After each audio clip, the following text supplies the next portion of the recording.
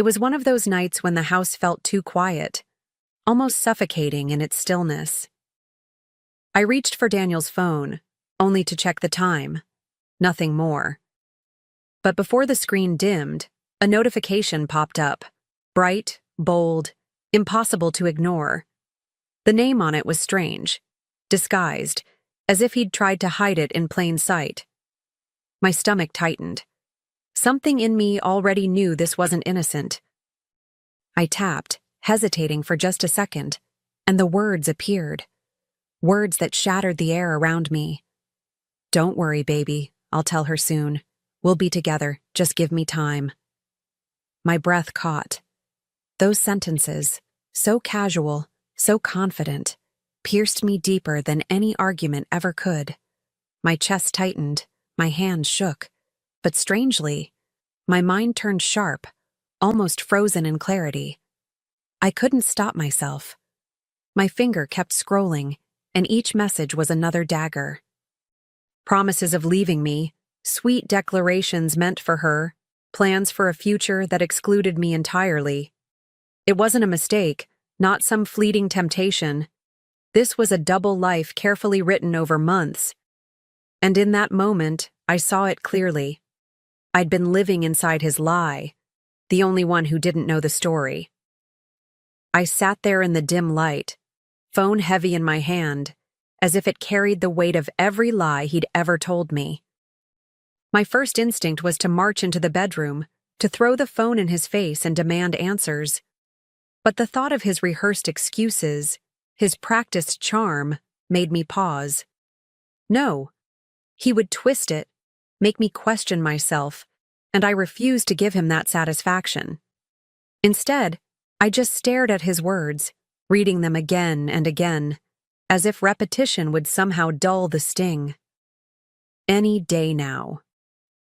That's what he told her. Any day now, he'd leave me, discard our years together like old furniture. I thought of the dinners I cooked, the laundry I folded, the small kindnesses I offered that went unnoticed. How many of those nights had he been slipping away, building a life with someone else in his head? I felt the betrayal burn, hot and merciless. But under the fire, something else stirred, something steadier. I didn't want to cry, at least not yet. I wanted to think.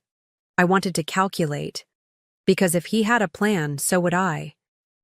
And while he was busy imagining a future without me, I was already imagining a way to end his performance, in my own time, on my own terms. I slipped the phone back exactly where I'd found it, careful not to leave a trace. My heart was pounding, but on the outside I stayed calm, almost eerily so. When I looked at Daniel sleeping, sprawled out with the same careless ease he carried through life, something inside me shifted. I wasn't just a wife betrayed. I was a woman waking up, and I suddenly knew I couldn't let him see me break. In the quiet of that night, I began replaying our years together like a film. Every trip, every late-night meeting, every excuse that never quite made sense. They all clicked into place like puzzle pieces I hadn't realized were there. I wasn't blind, I had simply trusted too much. And now, with every message burned into my mind, I understood the truth. His story had never included me beyond convenience. I turned off the light and slid under the covers, facing the opposite side of the bed. My body lay still, but my mind refused to rest. Plans began to take shape, fragile at first, then stronger, sharper. He thought he had time, that he controlled the story. But he had no idea that I was already drafting the ending. The next morning, I smiled as if nothing had changed. I poured Daniel's coffee, kissed his cheek, and asked about his schedule, just like I always did. On the surface, I was the same wife he thought he knew. Inside, though, I was something entirely different, a performer stepping into a role. He believed he was clever, slipping his lies into late-night texts. But I had already learned my lines, and I was determined to play my part to perfection. Every laugh I gave him was measured. Every touch was calculated. He told me a story about a client at work, and I leaned in, nodding, making him feel adored. And while he rambled on, I was already planning my next move. I excused myself to the bathroom, locked the door, and carefully screenshotted every message I had found. Each promise, each secret word, preserved forever. Proof. My proof.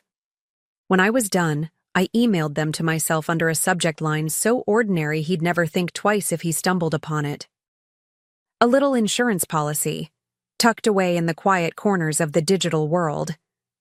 I looked at my reflection in the mirror before walking out, forcing myself to soften my eyes, to smile just enough.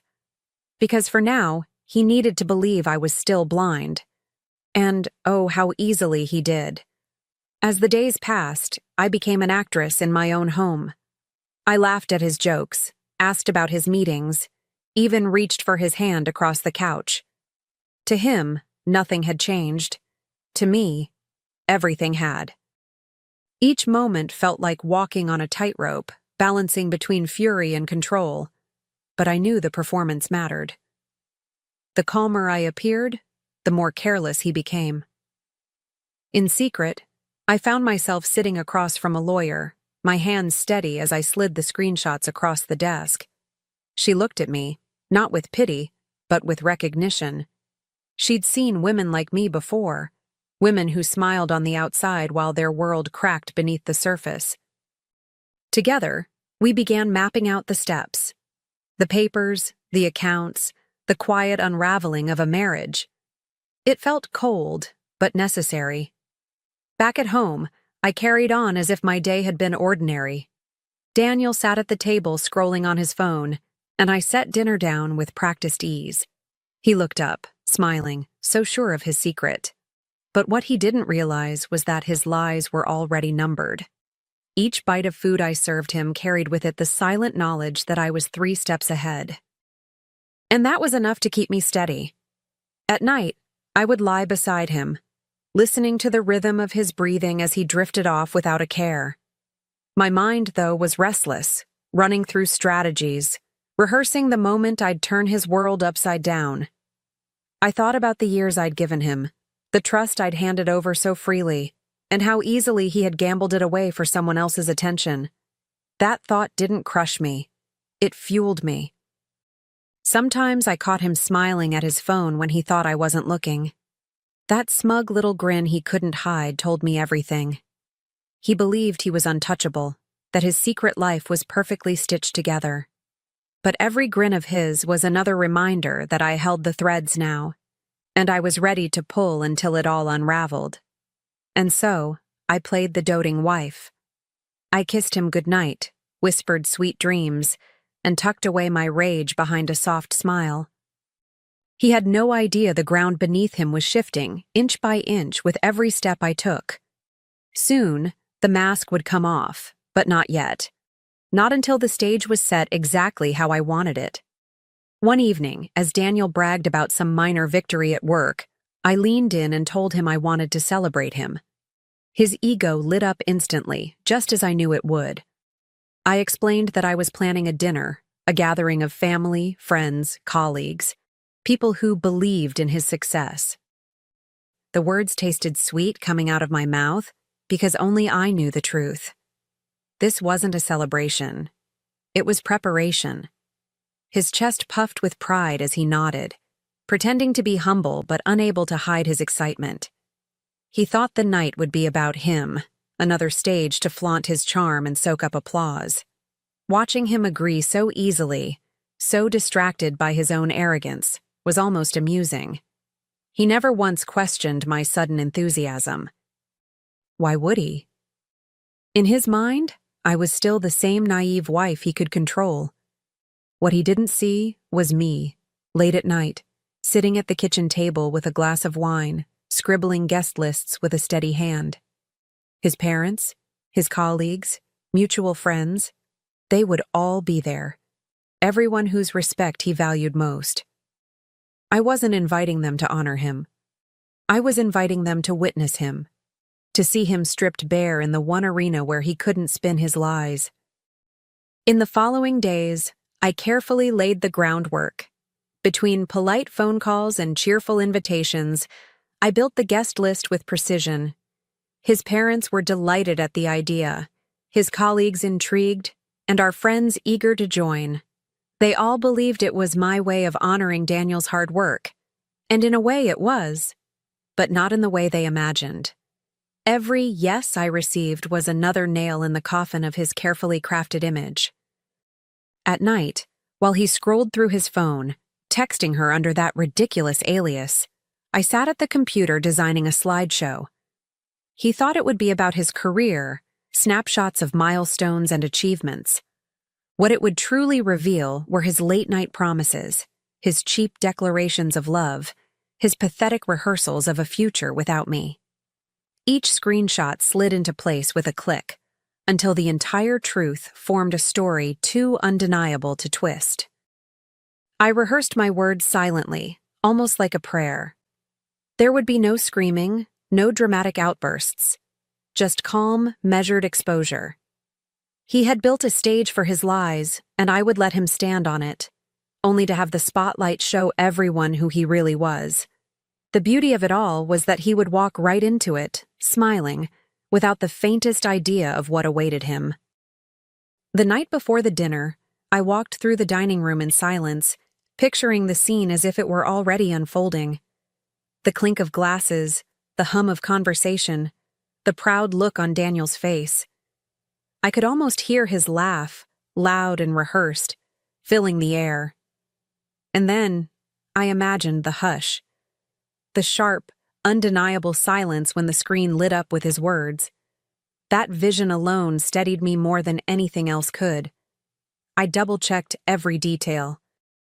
The slideshow file was tucked safely into my laptop, a copy backed up on a flash drive hidden in my purse. The guest list was confirmed. The seating arrangement ensured that his parents and colleagues would have the clearest view. Nothing was left to chance. Because if there was one thing I knew about Daniel, it was that he thrived in chaos. I wouldn't give him that advantage. When I finally slipped into bed, he reached for me, murmuring something about how lucky he was. I smiled in the dark, a smile he couldn't see. Because yes, he was lucky. Lucky that I hadn't ended this already. Lucky that I was patient enough to let him enjoy one last night of ignorant peace before the curtain rose. The dinner began just as I had envisioned. Warm lighting, the clinking of glasses, the murmur of polite laughter weaving through the room. Daniel sat at the center of it all, soaking up every word of praise, his smile wide, his voice carrying just a little too loudly. He thrived on attention, and tonight he had plenty. No one suspected that the evening was more than a celebration. No one but me.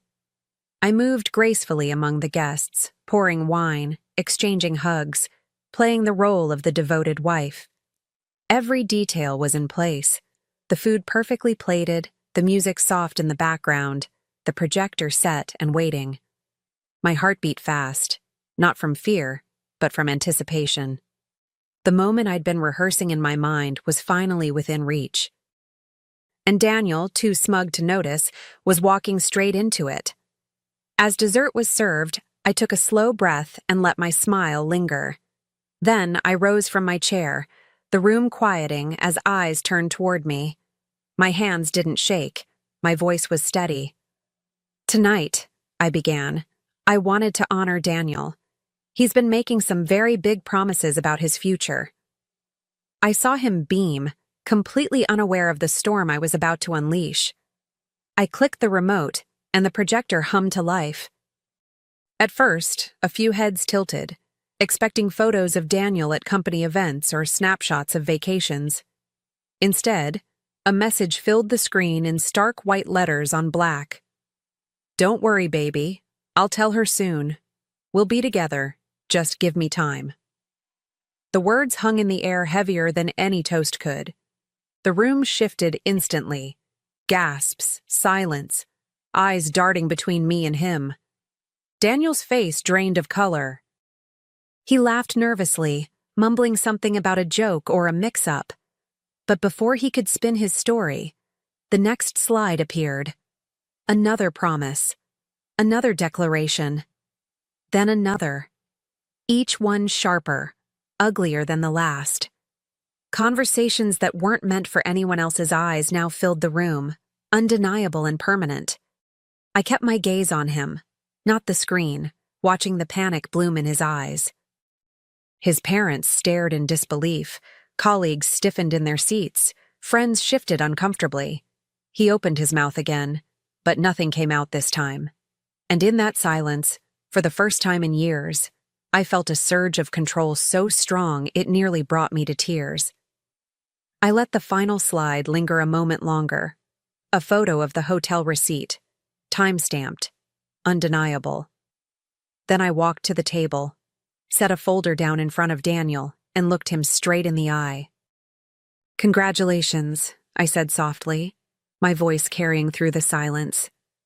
"Tonight you finally get to keep your promise. You're free, just like you said you would be." He fumbled with the papers, his hands shaking, the divorce documents plain as day for everyone to see. His parents' faces collapsed in disappointment, colleagues avoided his eyes, and the room's warmth turned cold in an instant. For once, his charm, his arrogance, his rehearsed words couldn't save him. The mask he'd worn so carefully had been ripped away, and all that remained was a man exposed in front of everyone who mattered. I sat back down slowly, folding my hands in my lap, the weight of the moment settling over me like a calm breeze. There was no need to raise my voice, no need for tears or theatrics. I had already won. He just didn't realize yet how completely his life had unraveled in a single evening, and how far the fall would still take him. The aftermath began before the night was even over. Daniel tried to pull me aside, his voice a harsh whisper, but no one in that room could unsee what they'd seen. His colleagues avoided him like a shadow, his parents sat frozen in their seats, and I watched the pride that once filled him shrink into humiliation. Every ounce of control he thought he had slipped right through his fingers in the span of minutes. The next morning, the silence in our home was deafening. He paced, stammered, begged, tried to explain. But I didn't need explanations anymore. I had evidence, I had papers, and most importantly, I had clarity. His words no longer mattered to me. They were just echoes of promises I knew he could never keep. For the first time in years, I didn't feel trapped by them. I felt free of them. I filed for divorce that same week. Walking into the lawyer's office, I felt my spine straighten in a way it hadn't in years. No hesitation, no second guessing, no fear of what came next. Just a quiet, unwavering strength. The life he thought he controlled was over, and mine, the one he had underestimated, was just beginning. Word spread quickly. His colleagues whispered behind closed doors, clients pulled back, and his carefully polished reputation began to crumble. Without me by his side, he looked smaller, weaker, just another man exposed for what he truly was. His parents barely spoke to him, their disappointment cutting deeper than any scolding ever could. And the mistress, the one he'd built his fantasy around, was nowhere to be found when the walls closed in. I didn't gloat, at least not out loud. There was no need. The satisfaction came quietly, in small waves, every time I saw the consequences settle on his shoulders. I didn't have to destroy him. His own words had done that for me. All I had done was shine the light, and the truth took care of the rest. Watching him unravel was almost poetic, the kind of justice no courtroom could deliver. Meanwhile, I felt lighter. I filled my days with simple things: a morning walk, a coffee I brewed just for myself, calls with friends I'd neglected during the chaos of our marriage. Every small routine felt like an act of reclaiming something I'd lost. He had stolen my trust, but not my spirit. And step by step, I was learning how to stand in my own freedom again. One evening, I stood on the balcony with a glass of wine in hand, the sky painted in shades of gold and crimson. My phone buzzed relentlessly on the table behind me, his name flashing again and again. begging, pleading, bargaining. I didn't even bother to silence it. The sound had become nothing more than background noise, a reminder of a chapter already closed. The breeze carried with it a sense of peace I hadn't felt in years. I watched the sun dip lower, and for the first time, I didn't feel like I was waiting for something to break, for another secret to surface. I wasn't bracing myself anymore. I was living, finally, on my own terms. And the silence between his calls was sweeter than any apology he could ever offer. I lifted my glass and smiled to myself, a quiet, satisfied smile. He said he'd leave me soon, I thought, letting the words roll in my mind. I just made sure soon came sooner than he expected.